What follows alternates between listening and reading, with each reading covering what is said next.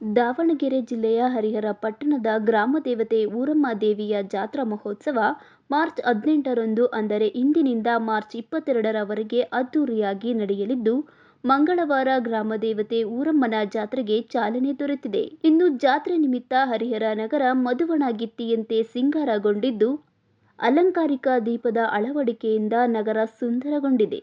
ಅಲ್ಲದೆ ಭಕ್ತಾದಿಗಳು ಸರತಿ ಸಾಲಿನಲ್ಲಿ ನಿಂತು ದೇವಿ ದರ್ಶನ ಪಡೆಯುತ್ತಿದ್ದು, ಮಂಗಳವಾರ ಬೆಳಗ್ಗೆ 10 ಗಂಟೆಗೆ ಮಹಿಳೆಯರು ಉಡಿ ತುಂಬುವ ಮೂಲಕ ದೇವಿಯ ಜಾತ್ರಾ ಮಹೋತ್ಸವಕ್ಕೆ ಚಾಲನೆ ನೀಡಿದರು.